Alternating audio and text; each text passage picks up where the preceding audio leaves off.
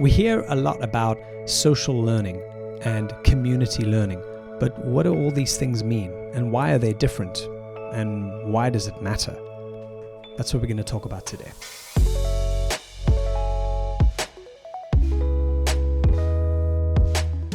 Hey, I'm Alex and I'm the founder of Humble Mind. We are a social learning company and we also have a thriving social learning community. It's also called Humble Mind. We also have a podcast of the same name. And we approach all the things that we talk about, that we learn about, the way that we connect with each other in the very real sort of realm of social learning and using the hallmarks of social learning, learning together in a community of your peers. That help us to understand things about the world in a new way, in a very meaningful way, I think, and help us to build the bonds that eventually turn into long-term relationships. And so that's why social learning is such a wonderful area to study, to work in, to be part of, because it's really made up of a couple of different things. And that's what I want to go through today, just to show you about how the Humble Mind way works, taking in some of the very best elements of social learning, as well as some things around psychology, and what we can do to hopefully implement more of these modes and tactics of social learning in businesses, in the way that we learn about the world, and as the kinds of things that it can teach us, not only about the content, but also about ourselves and what we learn in the process. So the first element of social learning is the fact that it's social, right? As human beings, we're used to doing things in community. We tell stories together, we build societies, families together. We are a very familial species. We need that constant contact with and from other people. There's very few cases in which isolation is a beneficial thing. And so the social element of what we do is very much part of the fact that we're mammals. We need to interact with each other. We need to bond with each other. Sometimes we need to disagree and fight with each other in order to understand our status, to learn about the world, to learn the lessons we need to learn, right?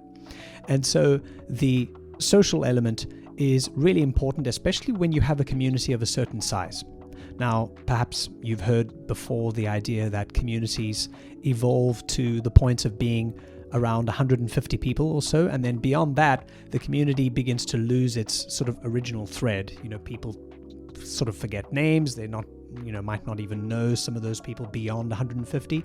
But I would say in the online sense, when we're learning as digital communities and we're interacting, that number is probably closer to anywhere between 10 to about 60 or so. Now, this is not a hard and fast rule. This is based on my experience with Humble Mind.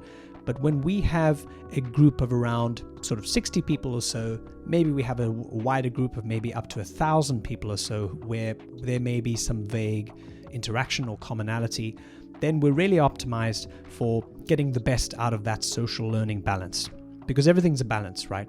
When we're able to balance the commonalities, the things we know, the things that we know about other people, as well as the opportunity to connect, the opportunity to balance the things that we are not aware of, then we're getting the best out of a social learning environment in a digital setting.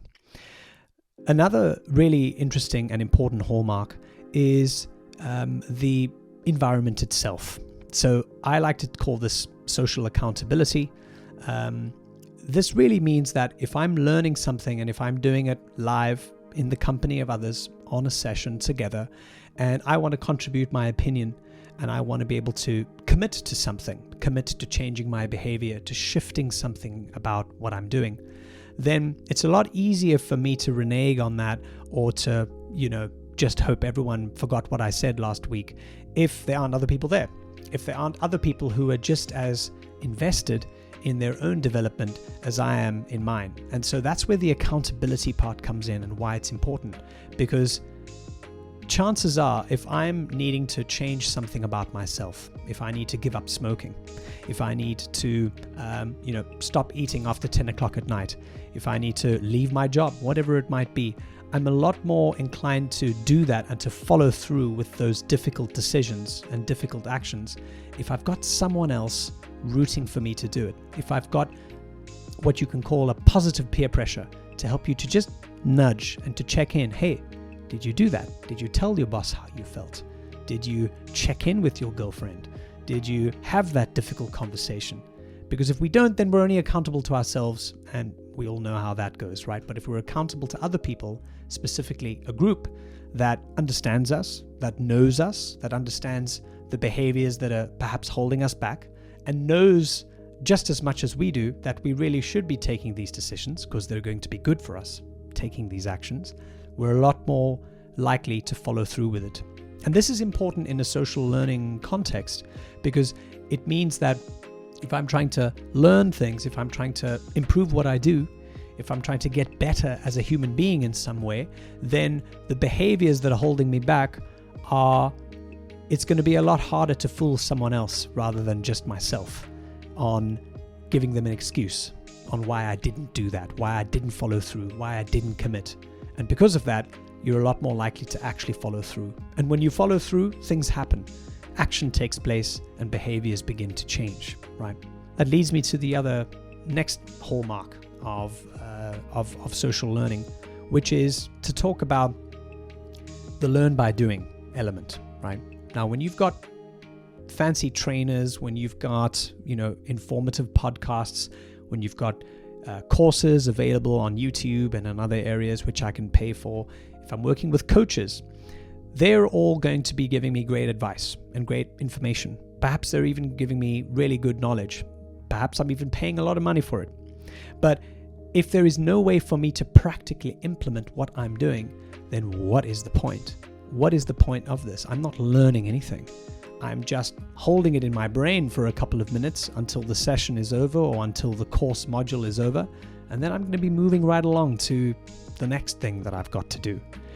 We learn when we're able to put things into action. In fact, 70% of all learning comes from implementation, comes from putting things into action and learning along the way. And this is why social learning and community-oriented learning is so powerful, because we learn in communities normally about each other, about human skills, about how people work, about how to sell, how to listen, how to solve problems together, how to make decisions, how to speak publicly. All of these sort of skills that take a long time to develop and require maturity and require practice with other people. And so when we're in an environment that celebrates learning by doing instead of learning by testing, or perhaps learning by certification only, then we're forced to put the action part first rather than the action part at the end or later. Or perhaps in some senses, we never get to the action part. What's the point in doing that? So learning by doing puts you on the spot, similar in a way to social accountability, where you're in an environment where people want to see you succeed, but they want to see you move ahead and they want to see you do things as well. An environment like with Humble Mind, we're always looking at the practical edge of how can we put this into place? Tomorrow morning, is there something different that you can do with this knowledge, with this new information that you've been given? So any learning community has to have that learn by doing element, the implementation, the action. How are you going to do this tomorrow, next week? How are you putting this into action? It has to have that as one of the prime elements. Now, another really important part of a functional, thriving learning community is the psychological safety. Now, all of these things that I've just talked about, the accountability, the learn by doing, the incentive to keep getting better, the motivation to keep improving, to put things into action, it only really works when we feel we want to be accountable to those around us, when we're aware that there's a company here of like minds and we want them to succeed just as much as they want us to succeed. And so the way to do that and to get the right atmosphere in the room is to be able to focus on building bonds and building trust between people. Now, trust is one of those beautiful ephemeral things that we all know about, but sometimes struggle to be able to create or recreate, right? A good friend of mine says that trust is the immaterial thing upon which material success depends. So when we're thinking about creating an environment of safety, we have to be able to agree on certain things together. The first of those is that no matter what your perspective is, it's welcome. It's okay if we disagree. It's okay if there are things that you might hold to be true, but I don't. That's okay. that's fine. In fact, it's welcome. It's not just okay. It's not just tolerated. It's actually welcome. It's benefited here by everyone. The other thing is that we have to be okay with being able to willingly experience certain things. We have to be willing to experience maybe certain things, certain words, certain exercises, certain thought experiments, whatever that might be, that will potentially push us out of our comfort zone, that will maybe make us face or come face to face with something that we're not very comfortable with. That's where learning takes place, right? That's where growth happens, when we're moving outside of the space that we're normally so accustomed to. So the creation of that safe, trustworthy space that I feel I can do anything here, I can say something to someone here and know that they're not going to be offended, know that it's for their own good, and vice versa as well, is to be able to agree on certain key community rules up front, so that when people come in, they know what to expect. And that's what we do at Humble Mind, within the Humble Mind community. There's no hierarchy. There's no, I'm at this business in this position with this many years of experience, therefore I have a say on this, or therefore I believe this and that's what is going to be true. Those things don't exist.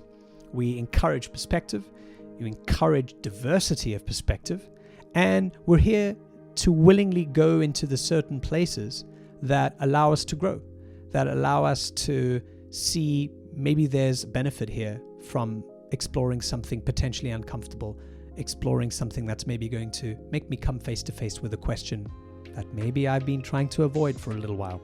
That's growth, and that's the beauty of doing it in a social setting. So there's a lot more to say on that particular topic, but we can maybe leave that for another video. But it's essential when we're creating a safe space in a container, virtual or in person, we agree on what goes in and what doesn't go in, so that everyone makes that commitment, makes that conscious decision to be part of it, so that the magic can start.